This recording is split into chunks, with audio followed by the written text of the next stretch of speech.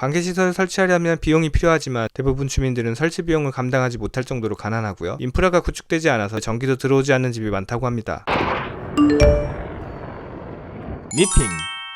오늘은 최근 투자 이슈가 있었던 요즘 뜨는 사업 아이템 베스트 3를 살펴보도록 하겠습니다.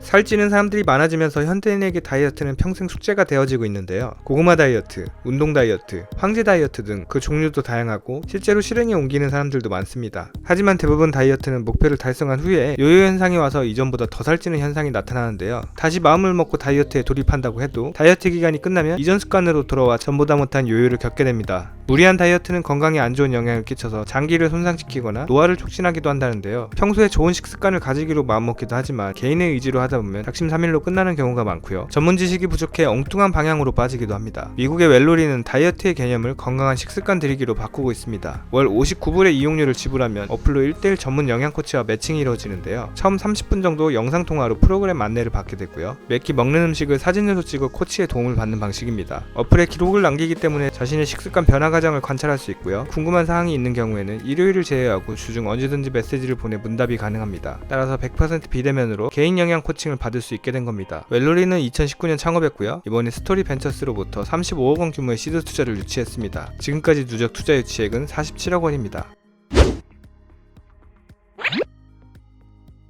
중국인들의 소득이 높아지면서 생활 수준에도 급격한 변화를 보이고 있는데요. 이제는 배불리 먹는 차원을 넘어서 건강을 생각해 비타민과 같은 영양제를 찾는 사람들이 많아지고 있다고 합니다. 중국 사람들은 자국의 저렴한 제품은 품질을 신뢰하지 않아 선진국 제품을 선호한다고 하는데요. 하지만 원가에 비해 마케팅, 영업비용 비중이 높아 비합리적인 구매를 하고 있다고 합니다. 중국의 레몬박스는 2030 밀레니얼 세대를 대상으로 미국 영양제를 저렴하게 공급하는 서비스를 제공합니다. 어플에서 자신의 건강 상태에 대해 설문지를 작성하면 나에게 맞는 영양소와 용량에 맞춰서 하루 분량씩 포장된 제품을 받아보게 됩니다. 예를 들어 채식주의자, 활동이 많은 사람, 흡연자 등의 특성에 따라 결핍되기 쉬운 영양소와 용량을 보충해주는 방식입니다. 이렇게 개인에 맞춤화된 영양제 서비스로 이용자는 영양 정보를 일일이 알아볼 필요가 없어졌고요. 이용료는 월 6,000원 수준으로 다른 제품과 비교해 가성비를 충분히 느낄 수 있다고 합니다. 레몬박스는 2016년 창업했고요. 이번에 Y 컴비네이터 등으로부터 30억 원 규모의 시드 투자를 유치했습니다. 지금까지 누적 투자 유치액은 55억 원입니다.